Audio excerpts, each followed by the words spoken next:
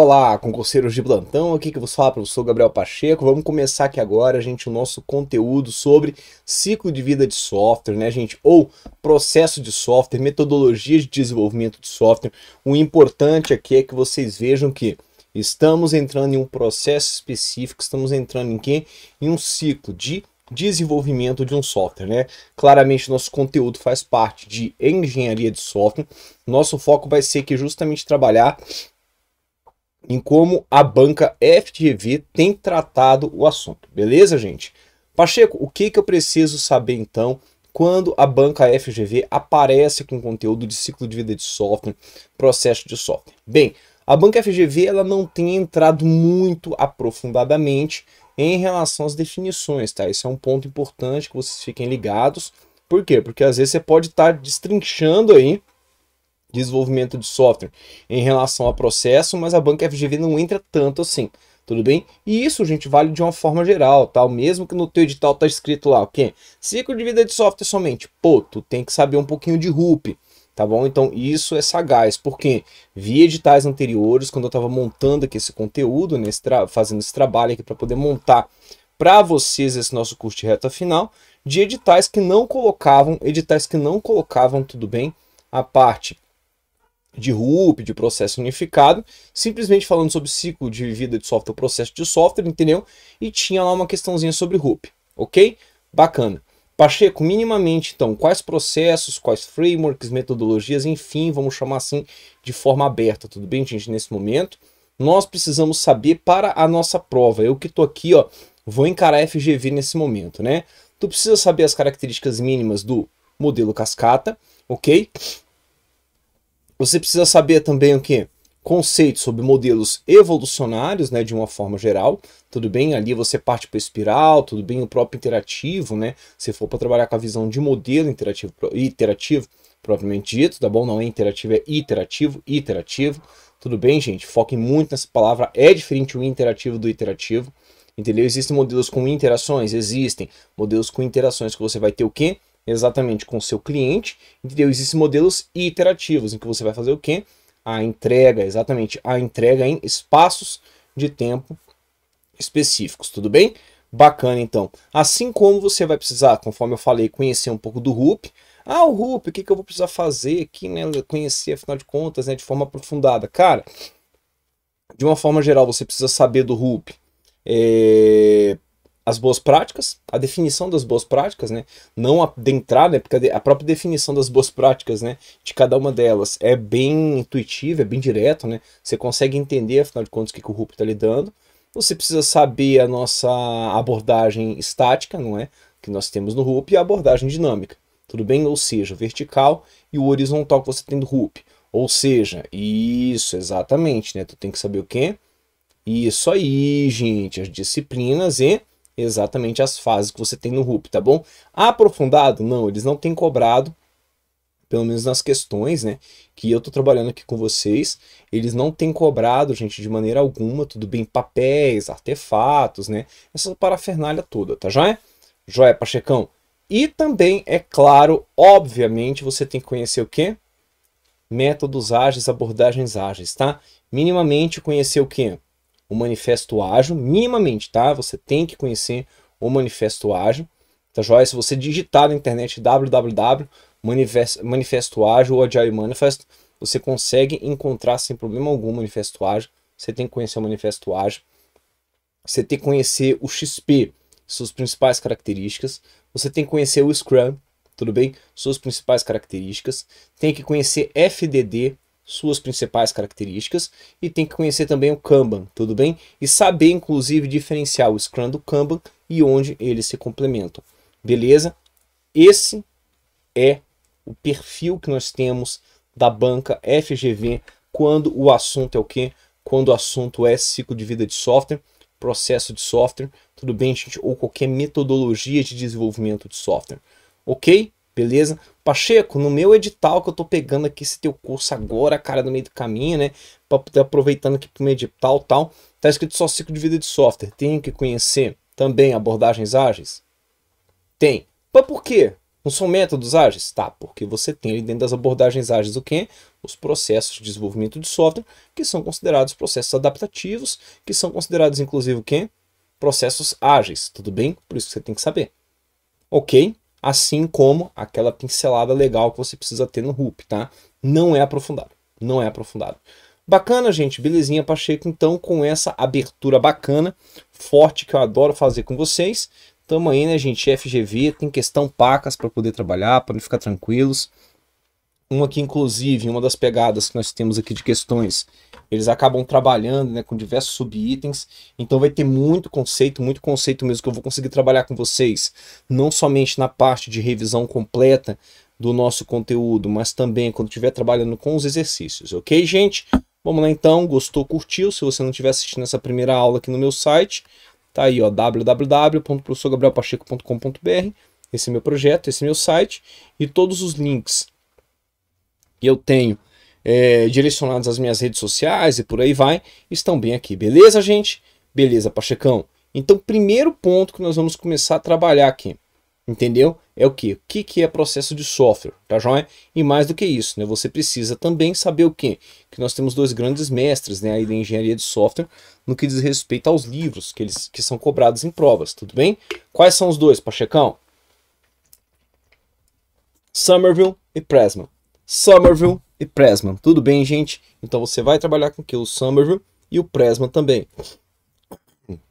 Pacheco, quando que eu vou saber se a banca está cobrando um ou outro? Cara, estude os dois, entendeu? É isso que eu estou falando, bacana? O que é então o processo de software? Né? Primeira coisa que a gente vai ter que conceituar aqui é justamente o que? O que é um processo de software.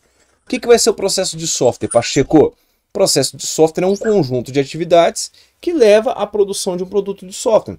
Simplesmente isso. Você pegou uma porrada de atividades, não é isso que a gente já viu?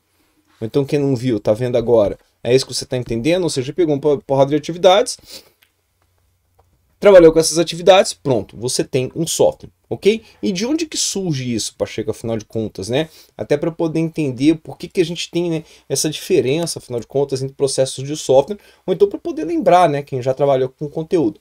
Bem, o negócio é o seguinte, você tem que lembrar que a tecnologia da informação, a ciência da computação, a própria engenharia de software, elas são ciências novas, né, gente? Como assim ciências novas, Pacheco? Pô, a gente está trabalhando aí com coisa que veio da década de 50 para cá, né? Desenvolvimento de software. Então, basicamente, vocês vão ver que elas precisavam ter o quê? Um embasamento em algum tipo de metodologia anterior, algum tipo de processo anterior. Beleza? O que eles fizeram, então? Eles olharam simplesmente para aquilo que nós tínhamos na engenharia, entendeu? Que era algo um pouco mais rígido, né? A engenharia por engenharia, ela é mais rígida, de uma forma geral, não é porque você está construindo um prédio, então você tem que ser rígido mesmo, que senão o prédio cai. Na verdade, eles simplesmente espelharam. O que eles espelharam? O que tu tinhas da engenharia civil para dentro, o que tu tinhas da engenharia civil para dentro do quê? Exatamente, né, gente? Para dentro do desenvolvimento de software. Né? Então é daí que surge, inclusive, o quê? A ideia de você ter alguns ciclos de vida um pouco mais restritivos, alguns ciclos de vida que são um pouco mais o quê? Um pouco mais formais, né? Como que é o caso, né, gente, nosso, da nossa abordagem em cascata, que nós vamos ver daqui a pouco, tá bom? Isso veio evoluindo, veio evoluindo. Os próprios desenvolvedores de software tiveram o quê? De sorte foi complicado, né? Desenvolvedor de sorte, é tudo que é desenvolvedor tá aí. Foi essa, né, Pacheco? Não, pare, né, gente? Os próprios desenvolvedores de software, eles repararam que estava faltando algumas coisas, né? Como, por exemplo, uma comunicação melhor. Como, por exemplo, nem sempre eles começavam a desenvolver o software com todas as características, porque simplesmente faltava o quê? Simplesmente faltava informações no começo do desenvolvimento de software. Então tudo isso, né, acabou evoluindo bastante, né, as abordagens que nós temos de desenvolvimento de software atualmente, ao ponto que nós chegamos, afinal de contas, nos métodos ágeis, tá bom? Então tem uma evolução ali por trás e tem a justificativa. Tanto, Pacheco, me fala uma coisa então, qual é o melhor processo de software, qual é a melhor abordagem que nós temos de desenvolvimento de software? Claro, eu vou quebrar um mito bacana aqui com vocês. Sabe por quê? Uma galera fala, pô, são métodos ágeis. Uma galera vai falar, não, é o RUP. Entendeu? Beleza. Sabe qual é o melhor? Aquele que combina com a natureza do teu projeto. Pronto. Entendeu? É isso que eu quero que vocês levem para tua prova. Por quê, Pachecão? Se você tem um escopo muito bem definido no início do seu projeto, se você conhece legal entendeu? Tudo que você vai desenvolver, tudo que você vai entregar já no início do seu projeto, entendeu? Cara, faz todo sentido que você trabalhe com o quê? Com uma abordagem em cascata. Concorda comigo? Pô, Pacheco, é mesmo, né? Porque a abordagem em cascata, para quem não conhece, gente, ela é extremamente preditiva, a gente vai ver daqui a pouco, né? Porque você tem que iniciar o projeto, aí depois você faz o quê? Depois você faz a análise dos requisitos, entendeu? E isso você não pode passar para a próxima fase sem terminar a anterior. Tudo bem? Se você conhece muito bem o escopo do teu projeto no começo e tem como, pô, o ciclo de vida em cascata é bem-vindo. Agora repare bem, se você tem alterações sendo realizadas no decorrer do teu projeto inteiro, um ciclo de vida desse seria cabível? Não seria cabível, né? Por quê? Porque você acabou de definir tudo que vai desenvolver, o que que acontece? Pei, nego vem e te quebra a coluna ali e já te tira ali do meio do circuito algo que você não vai utilizar, entendeu? Então coloca algo que você precisa que seja utilizado naquele momento, que seja desenvolvido naquele momento. Reparou a diferença? Bacana. Então por que eu estou falando isso? Porque tem muita questão que não dá o contexto e simplesmente eles falam o quê? Eles falam que, exatamente, né? Você não precisa escolher o melhor processo de desenvolvimento de software, né? O melhor processo de desenvolvimento de software vai ser isso, vai ser aquele. Normalmente, esse tipo de questão vai estar errada, ok? Vamos ver aqui uma coisinha bacana, que é uma questão bem interessante, que é apresentada justamente por um dos nossos autores referências aqui, né? E por que eu trago? Porque o próprio Pressman, ele me traz algumas afirmações já sendo colocadas, gente, é uma questão do Senado Federal, tá? Gente, eu lembro desse concurso aqui, eu tava com a turma presencial, inclusive, né? Em Brasília, joia. Tava com alguns outros projetos também, aí escrevendo material e tudo mais. E essa prova que ela foi cancelada, gente, no decorrer da própria prova. Tinha até uma brincadeira na época, o pessoal falava que tinha sido o melhor simulado que tinha acontecido, né? A própria banca FGV tinha providenciado aí pra vocês, viu? Muito doido, né?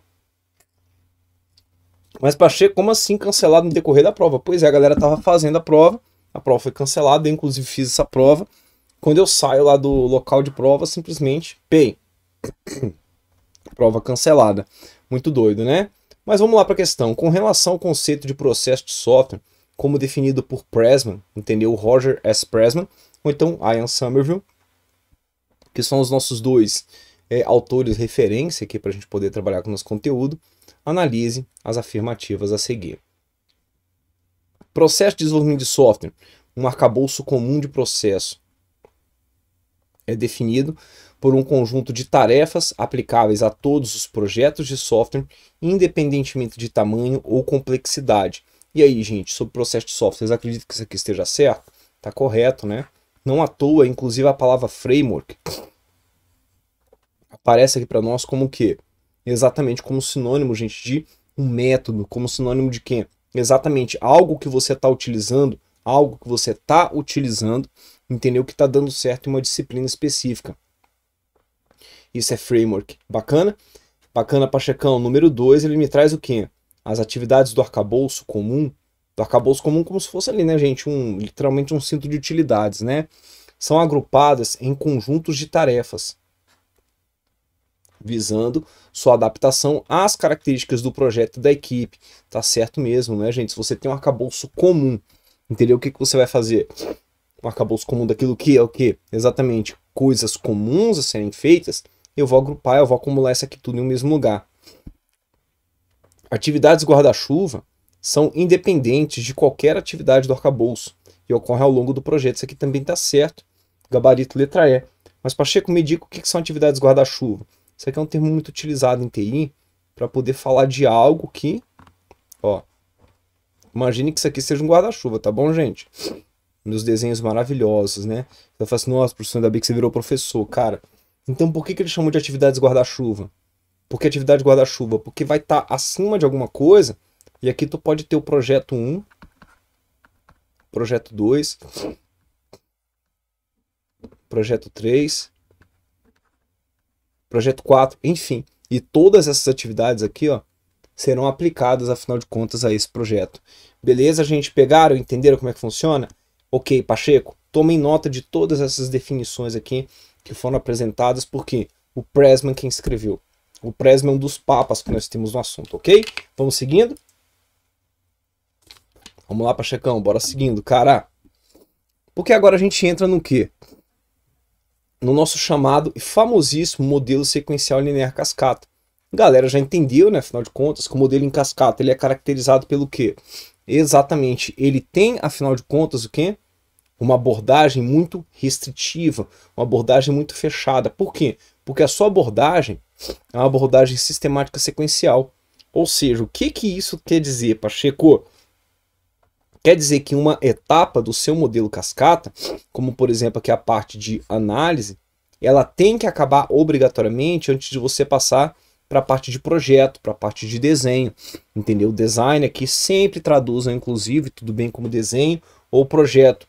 E esse desenho, projeto, tem que acabar antes de você trabalhar na codificação, ou seja, no próprio desenvolvimento. Isso também tem que acabar antes mesmo de você fazer o quê? Exatamente, trabalhar nos testes do seu desenvolvimento. Tudo bem, gente? Entenderam como é que funciona? As duas abordagens aqui apresentadas, uma é do Prisma, certo? E a outra do Somerville. Quais das duas são cobradas em prova, Pacheco? As duas, por isso que eu estou apresentando as duas. Tudo bem? Na primeira, você tem o quê? Você tem, então, a divisão da sua engenharia da informação de sistema, ou seja, como assim engenharia da informação de sistema? Algo que vai lidar com o tratamento da sua informação ou do seu sistema, dividido em quê? Em um momento de análise e um momento de projeto.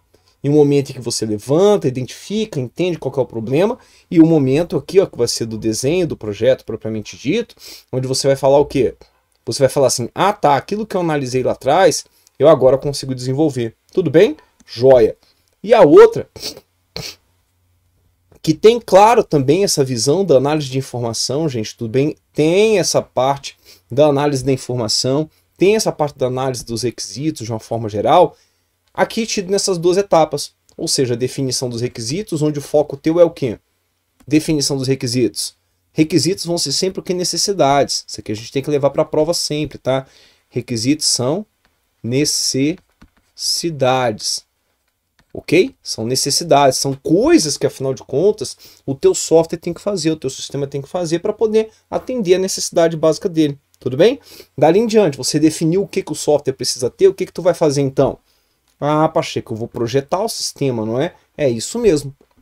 Você vai projetar o sistema, veja que inclusive aqui, né, ele bota aqui a quedinha, né, da seta para dar aquela sensação de cachoeira, de cascata, de waterfall, ok? Ah, inclusive já vi provas, tá, gente, traduzindo diretamente o waterfall para cachoeira, não para modelo cascata, tá? Então fica aí com uma atenção, porque se aparecer lá para você processo cachoeira, método cachoeira, metodologia cachoeira, é o cascata, tá joia?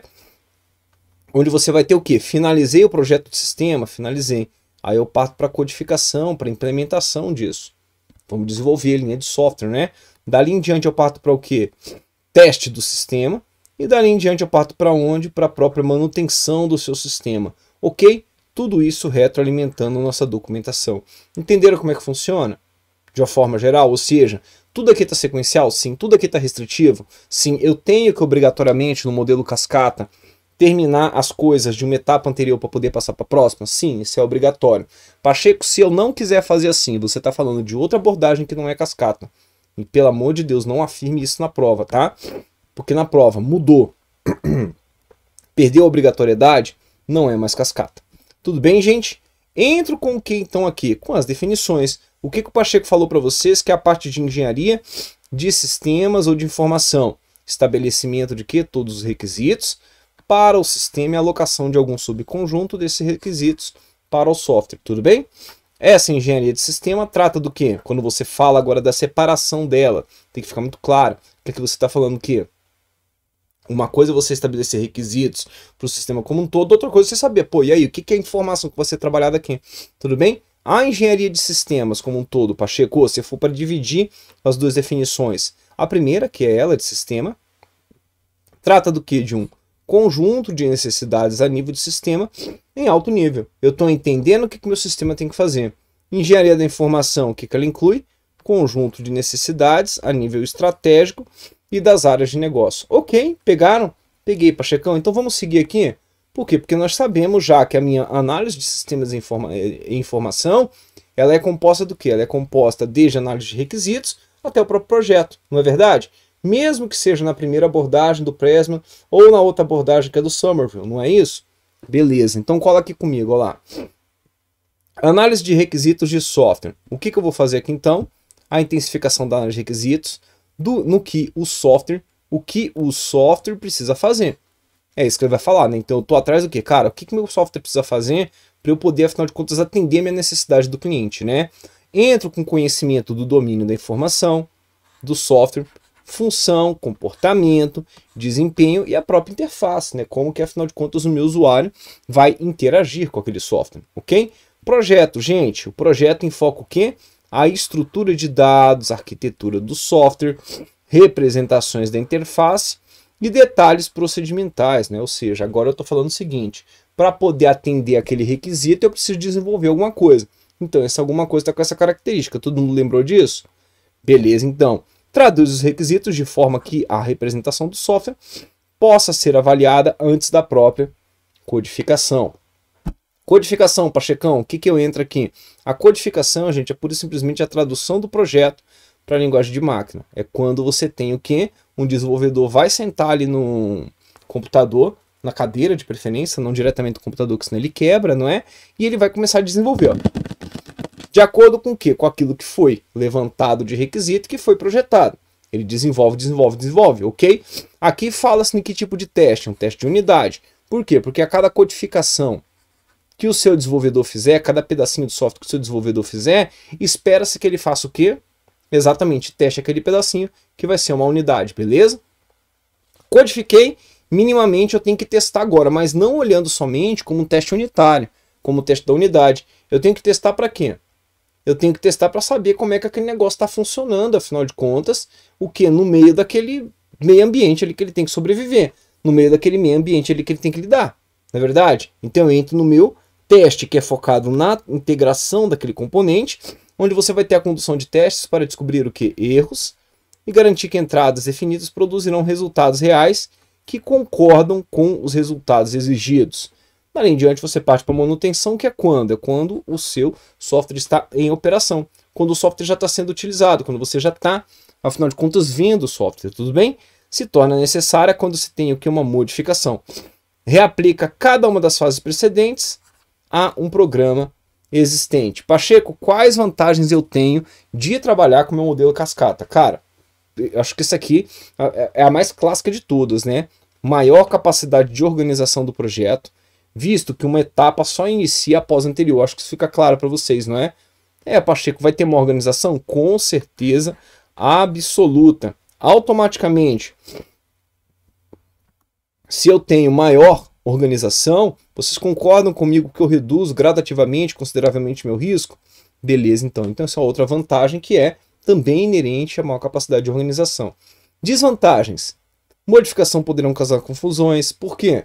Porque afinal de contas está tudo muito sequencial. Se você tenta modificar alguma coisa, o que vai acontecer? O cara vai falar, pô, já está ali tentando modificar alguma coisa, mas a gente está desenvolvendo aquilo que foi definido previamente. Porque o próprio modelo não deixa que as coisas aconteçam, né? Com muitas modificações uma atrás da outra. Dificilmente o cliente expõe todos os requisitos de uma só vez. Gente, isso é muito real no desenvolvimento de software. Por quê? Porque as ideias de utilização do cliente vão surgindo de acordo com que ele vai utilizando o computador, de acordo com que ele vai utilizando o aplicativo. Então você botou, afinal de contas, ali o computador para funcionar na tua frente, beleza, agora sim ele começa a evoluir. Só teremos uma versão executável após o término do projeto, entendeu? Isso é real também porque você tem que ir do início até o fim para poder entregar alguma coisa. Questão da Compesa, gente, 2016, analista de gestão, administrador de banco de dados. Observa a figura a seguir que representa um modelo de processo de software. Esse modelo, algumas vezes chamado de ciclo de vida clássico, sugere uma abordagem sequencial e sistêmica para o desenvolvimento de software nos casos em que os requisitos de um problema são bem compreendidos e quando o trabalho flui da comunicação ao emprego de forma relativamente linear. O modelo apresentado tem qual nome, gente? Mesmo que você não esteja vendo o que está aqui na figura, mesmo que você não esteja vendo o que está aqui na figura, entendeu? Você não está vendo, entendeu? Se ele me fala que é um ciclo de vida, às vezes chamado de ciclo de vida clássico, sugere abordagem sequencial e sistemática, isso aqui, gente, é o ciclo de vida em cascata, tudo bem? Não tem como fugir disso, isso é um ciclo de vida em cascata. Beleza, galera? Um outro termo que vira e mexe, vocês vão ver aparecendo aqui em provas de concursos públicos, certo? Inclusive ele aparece aqui, né, como outra tipagenzinha em questões da FGV é a nossa prototipagem, ou também chamada de quê? De prototipação, tá? Aqui, ó. Você pode pegar como prototipagem ou como prototipação, entendeu? Pacheco, quando que eu posso pegar um, quando que eu posso pegar outro, né?